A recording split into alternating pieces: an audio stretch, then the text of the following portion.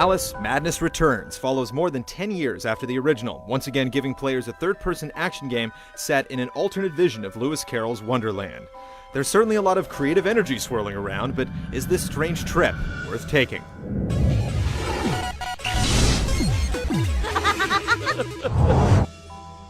The original game concludes with Alice being released from an insane asylum, but as the title of the sequel hints, she's still got a few issues. Troubled by memories of a fire that killed her family, Alice finds herself slipping back and forth between fantasy and reality as she sorts out her mind and pieces together the truth. The world is upside down, Alice.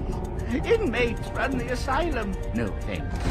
And worst of all, I'm left tealess. Tragic. Flavorful writing fits with the Victorian setting and sometimes manages to evoke the clever playfulness of the source material. But other times, it's so caught up in its dark and twistedness that it becomes laughable. While the developers want Alice's story to be a big part of the experience, the story-focused elements feel isolated from the game as a whole. So typical.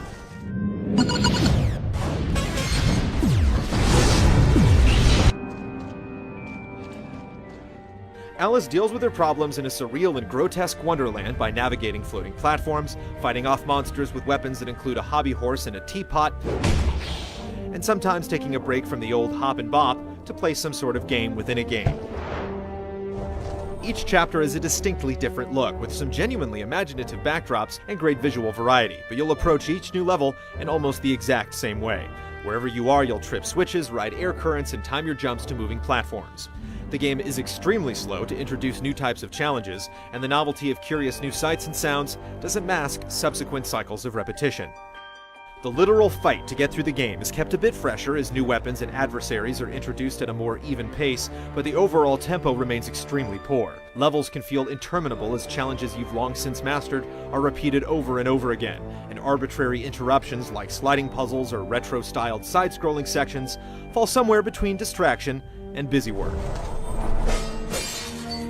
In the game's one non-standard design choice, short interludes on what may or may not be Alice's real world limit the heroine to walking around and observing the environment.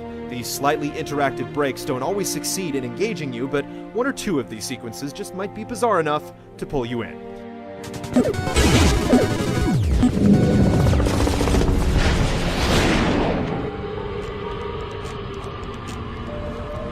Wonderland is a place where solid ground can never be taken for granted. With these challenges in mind, Alice is well equipped with the ability to float and skip through the air, with a butterfly dash adding a bit of flourish to her fanciful locomotion. She can shrink at will to fit through keyholes, as well as detect invisible secrets with her rather inexplicable shrink sense. You're certainly given adequate means to handle the game's challenges, but environmental oddities like invisible walls or progress-thwarting bugs sometimes make navigating the world more frustrating than it should be. Alice shows some smarts when it comes to combat, letting you use all your weapons in tandem and making certain tools effective or even necessary against certain enemies or obstacles. Locking onto your intended target can be problematic and inconsistent, but fighting Wonderland's freaks can be an enjoyable activity.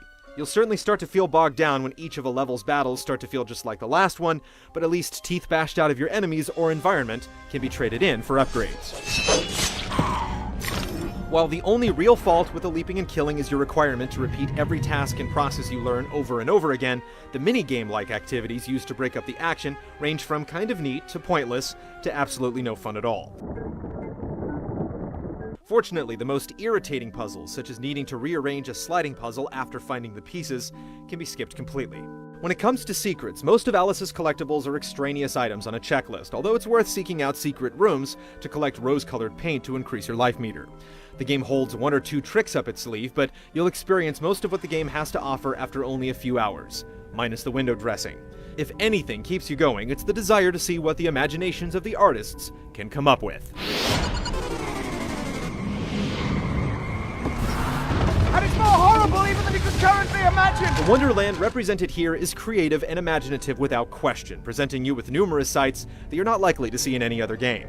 An optional first-person view in certain sections invites you to examine things up close, but the game doesn't always stand up to such close scrutiny. It's unfortunate that technical issues mar such a pretty package.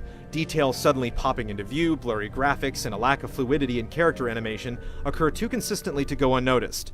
Some enemies have heaps of personality, but Alice herself suffers from a lack of expression. She changes outfits to match her environments, but outside cutscenes, she's merely a blank-faced doll with standard video game-style combat training, melee, and ranged.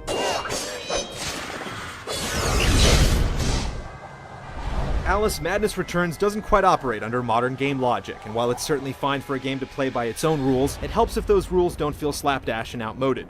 This new incarnation of Alice is certainly capable on a basic level, but she's a bit lost. You're sure to find at least a few interesting things if you take this trip, but don't be surprised if it drives you a bit mad.